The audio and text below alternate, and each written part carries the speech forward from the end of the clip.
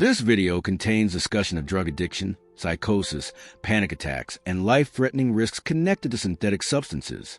I do not glorify drugs, and I do not encourage use.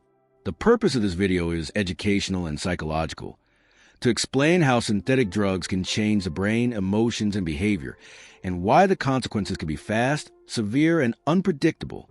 If this topic is triggering for you, please choose your safety first. This is Perpetual Echoes, and today we're talking about how synthetic drugs can dismantle a person, sometimes quietly and sometimes all at once. There's a trap that repeats itself again and again. Someone thinks it's just a pill, just a powder, just a mix, one time and that's it. But synthetics aren't one thing. They're an ecosystem, constantly changing, constantly mutating, often sold under familiar names while containing unfamiliar chemistry. And the most dangerous part is immorality, its unpredictability. You may believe you're taking one substance, and in reality, you're taking another, and the brain reacts in ways you did not agree to. So let's do this without myths, without glamour, without panic theater, just the mechanics, what these substances do, why they do it, and how a person can lose their sense of self while still insisting they're fine. Because that is the strangest part of this story. For a long time, the collapse doesn't feel like collapse. It feels like coping. It feels like functioning. It feels like, I finally found something that works. Until it doesn't. Part 1, what synthetic drugs really means and why labels don't protect you. Synthetic simply means made or modified in lab conditions. Sometimes it's a new molecule.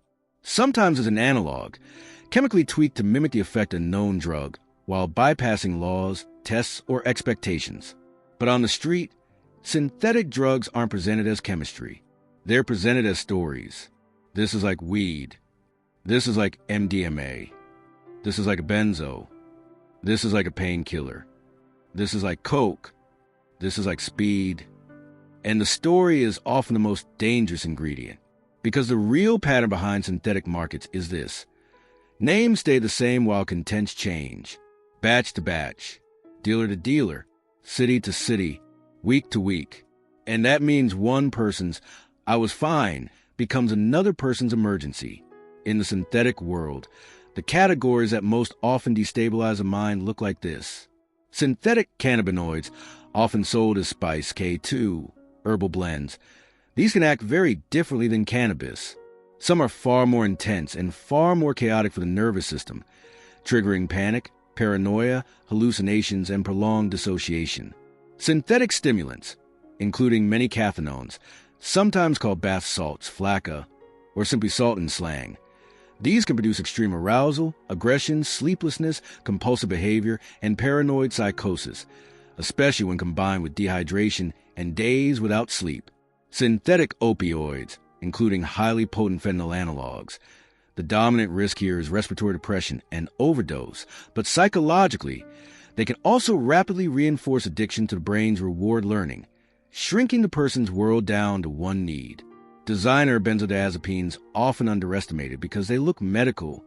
They can produce dependence quickly, cause blackouts, worsen depression, and create severe withdrawal that can include intense anxiety, perceptual distortions, and dangerous physiological instability. Dissociatives, some ketamine-like compounds, and other NMDA antagonists. These can create feelings of being unreal outside the body, emotionally detached, or trapped in a cold, dreamlike space, sometimes for hours, sometimes as an after-effect. Novel psychedelics for some, they are not insight. They are panic, derealization, and destabilization in vulnerable individuals. They can precipitate prolonged anxiety states or psychotic episodes. And the key point is not the name. The key point is what synthetics do to the brain's core systems. Fast. Part 2. The chemical trap. Why synthetics can hit harder and break faster than classic drugs. People often assume synthetic means weaker or cheap imitation.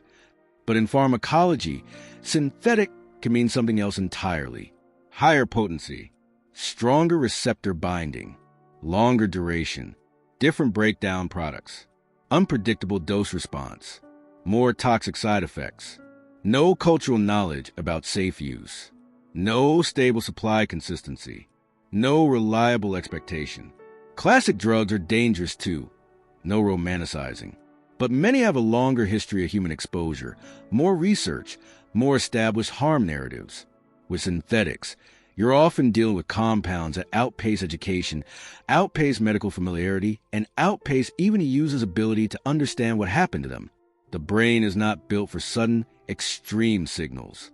Your nervous system evolved around gradients. Hunger builds, joy rises, fear spikes then falls. Synthetic drugs can deliver signals that are not gradients. They're overrides. They don't politely ask your brain to shift. They seize the controls. And the brain adapts. Always. That's what brains do. But adaptation isn't the same as healing. 1. Reward learning gets hijacked. The brain's reward system, dopamine circuits, motivation pathways, exists to teach you what matters. Food matters. Social bonding matters. Curiosity matters. Achievement matters. Synthetic drugs can produce a reward signal that screams. This matters more than everything. Not as an opinion, as a biological teaching signal. And then, quietly, the brain begins to rewrite priorities. 2. Stress systems become hyperreactive. Many synthetics also activate the stress axis, adrenaline, cortisol, sympathetic arousal. Over time, the person can become jumpy, irritable, sleep fragmented, emotionally reactive, suspicious, prone to panic. The body starts living like danger is nearby, even in a safe room. 3. The control system weakens. The prefrontal cortex, the part associated with impulse control, planning, consequence evaluation, does not disappear, but it becomes less effective under heavy intoxication, chronic sleep deprivation, and repeated overstimulation. So the person becomes more likely to do things that don't match their values. Lying, reckless spending, risky sex, aggression, disappearing for days, sudden decision-making, betrayal of relationships they once valued. And the scariest part? They may still feel like they're being logical, because addiction doesn't always remove intelligence. It redirects it into justification. Why synthetic cannabinoids can be psychologically brutal. One important concept here is receptor action. THC in cannabis is often described as a partial agonist at certain cannabinoid receptors, meaning it activates them, but not always at full blast. Many synthetic cannabinoids have been full agonists at those receptors, sometimes with different binding profiles and unpredictable downstream effects. That can translate into sharper anxiety spikes, more intense paranoia, stronger perceptual distortions, more violent nausea and body distress, a feeling of I broke reality rather than I got high. For some people, the first experience isn't mellow. It's a panic attack wearing a hallucination as a mask.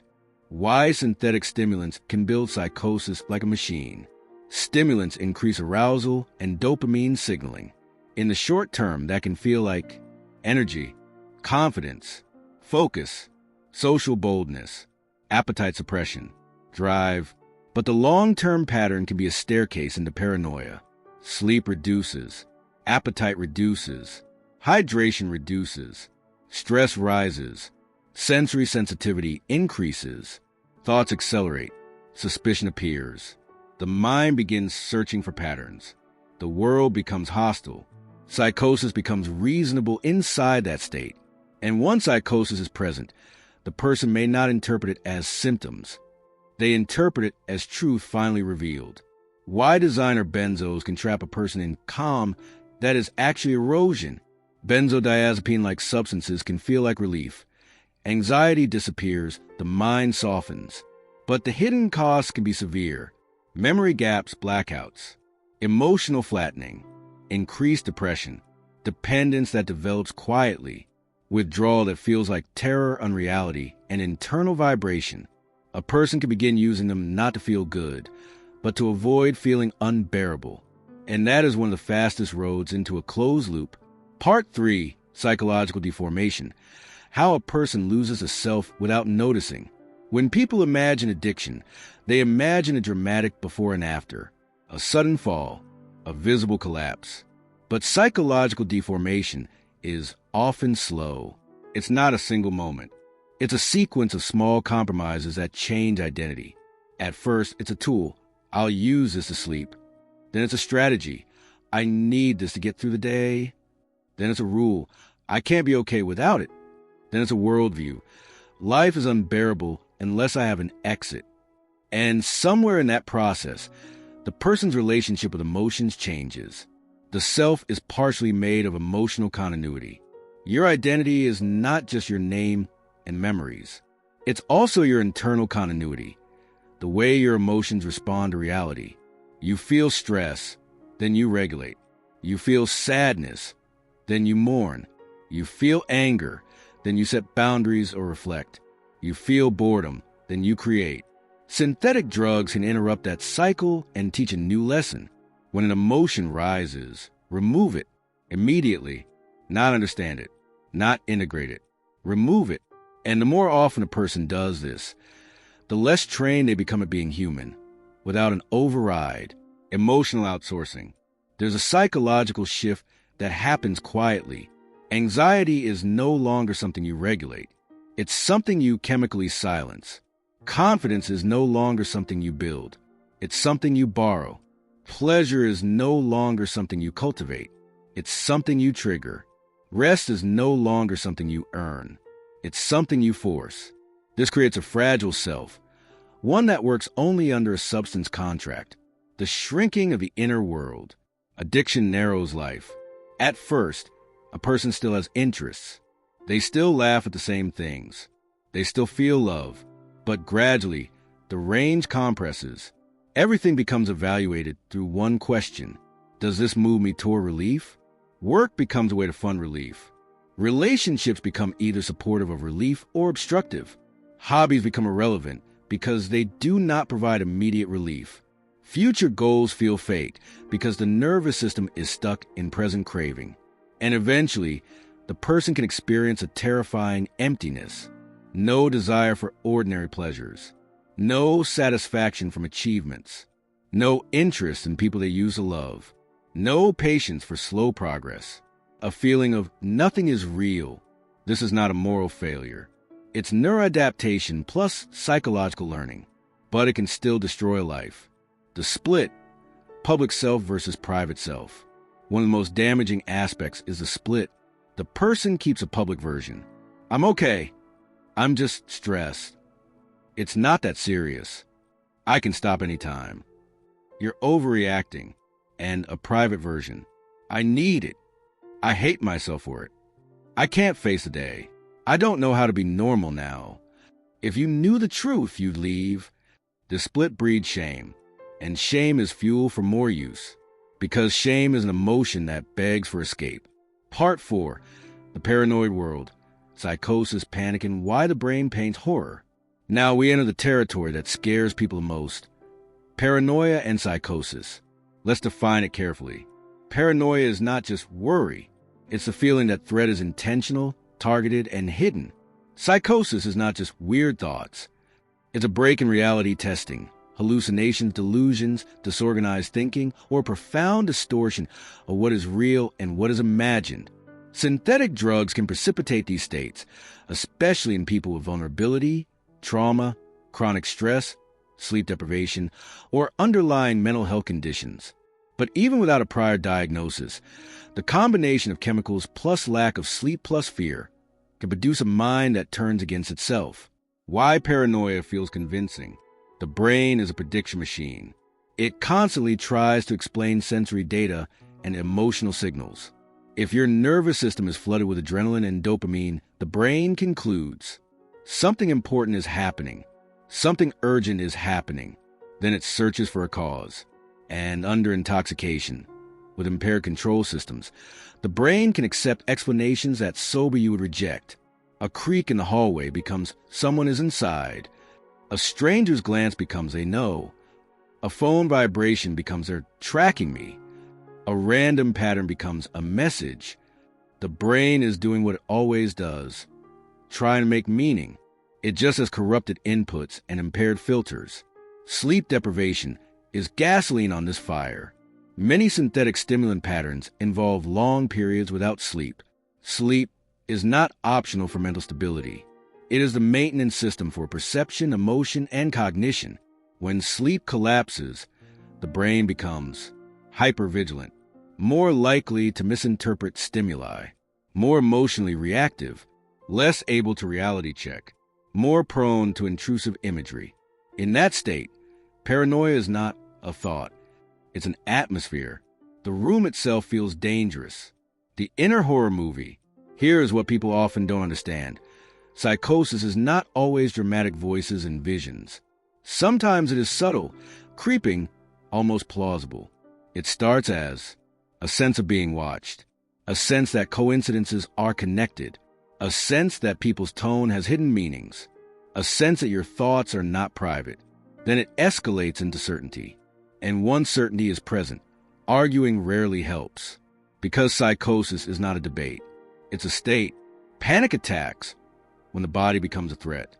Synthetic drugs can also trigger panic attacks, especially cannabinoids and stimulants. Panic attacks can feel like, I'm dying, I'm going insane, I can't breathe, my heart will stop, reality is slipping, I will never be normal again. The fear becomes the fear. And then the person starts organizing life around avoiding that state, which increases anxiety, which increases the probability of the state. A closed loop again. After effects, derealization and depersonalization. Even after the acute high, some people experience derealization. The world feels unreal, flat, distant, artificial. Depersonalization. The self feels unreal, numb, detached, like watching yourself. These experiences can be terrifying because they resemble, I broke my mind. Often they are the nervous system's protective response to overload, a shutdown after too much intensity. They can improve with sobriety, sleep, therapy, and time. But the fear they create can be profound. Part 5, Social Collapse. How addiction teaches lying, manipulation, and isolation. The drug doesn't just change the brain. It changes the person's relationship truth. Not because they're evil, because addiction demands continuity and reality threatens it. Why lying begins. At first, lying is defensive. I didn't use. I'm just tired. I'm fine. It was one time.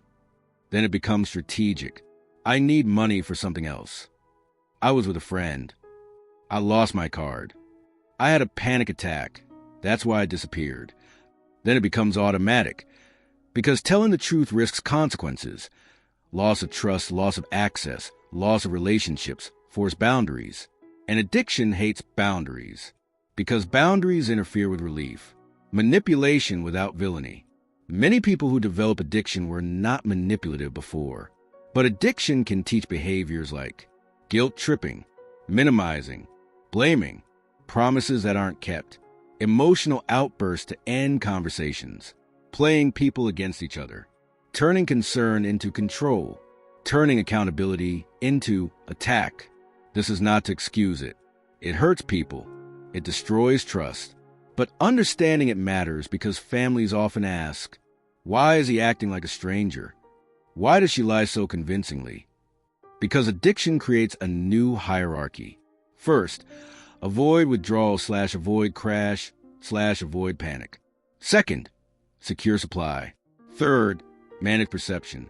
Then, somewhere far down, relationships and ethics. A person can still love their family and still lie to them. That contradiction is the heart of the tragedy. Isolation as a symptom and a cause. Synthetic drug patterns often lead to isolation. Shame makes the person hide. Paranoia makes them distrust.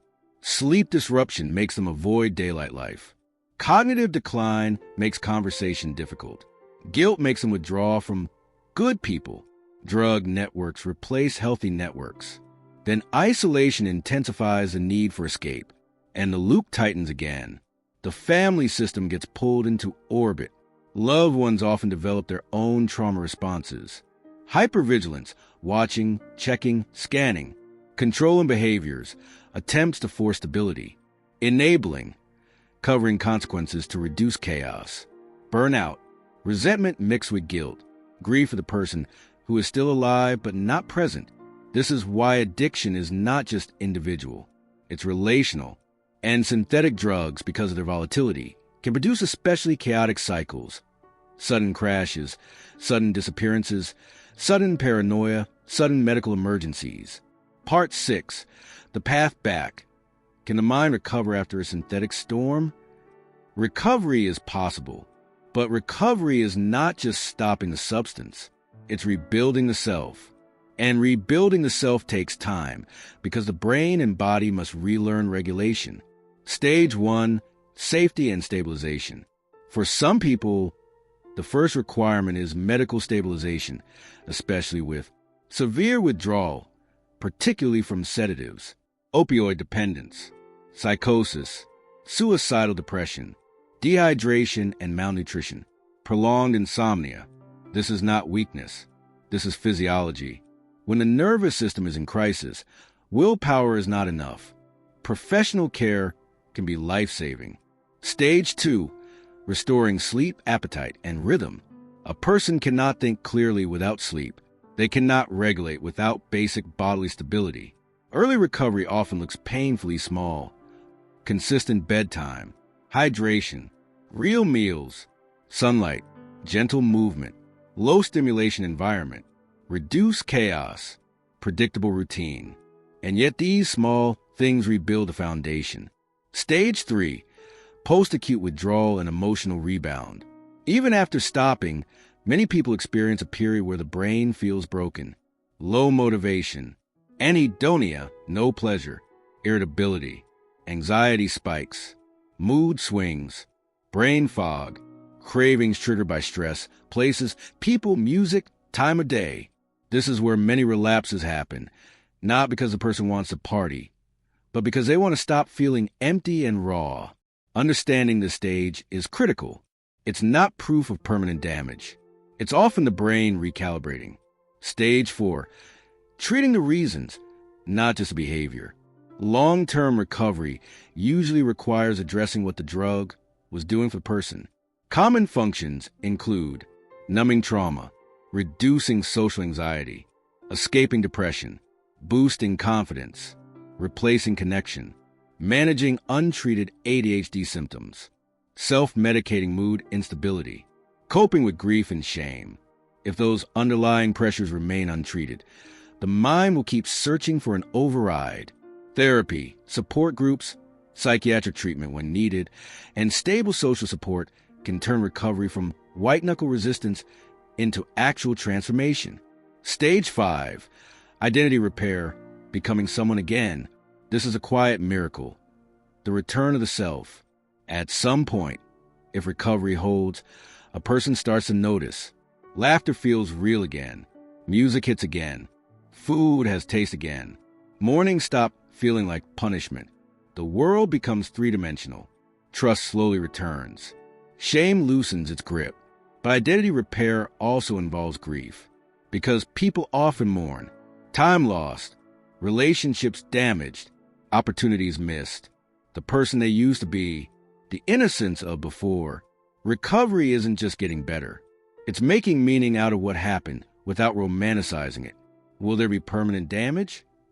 Sometimes, yes.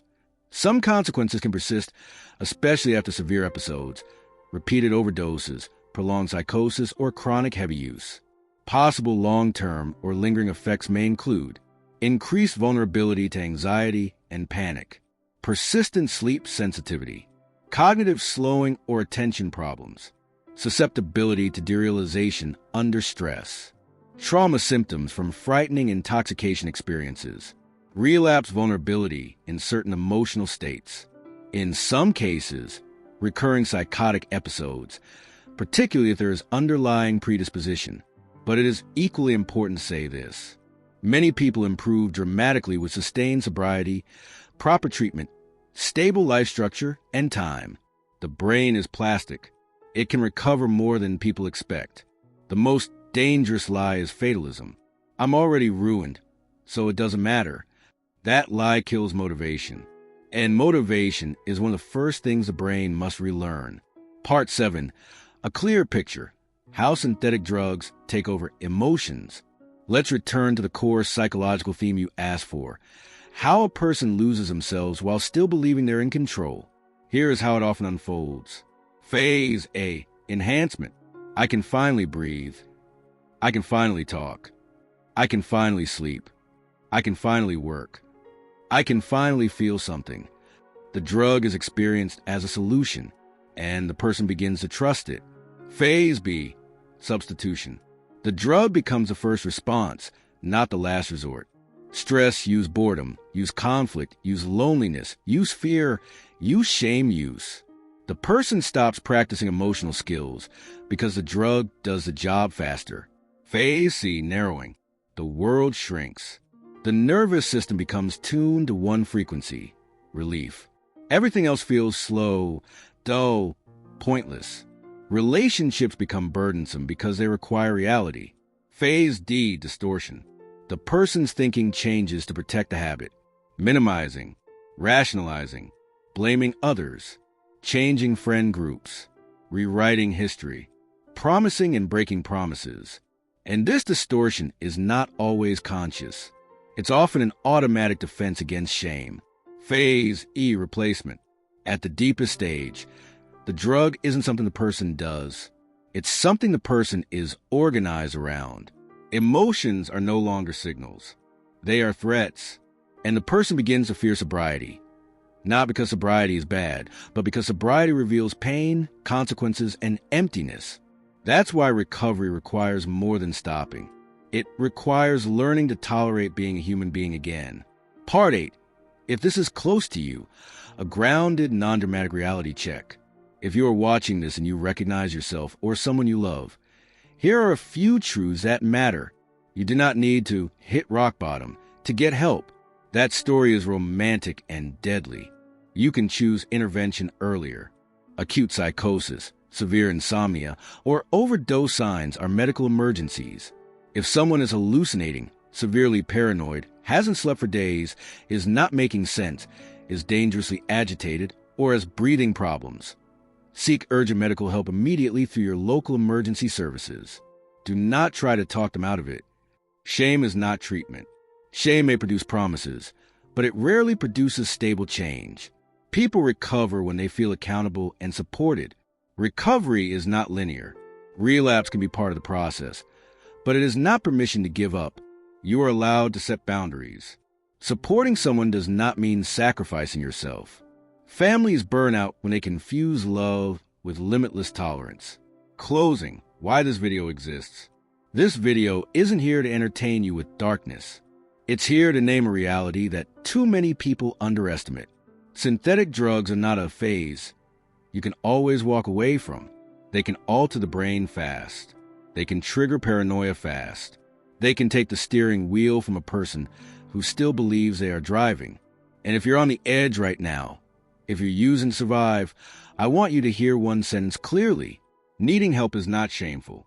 It's a signal that your nervous system is overloaded and that you deserve support, not isolation.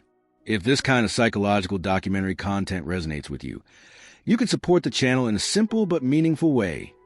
Like the video, leave a comment, and subscribe to Perpetual Echoes.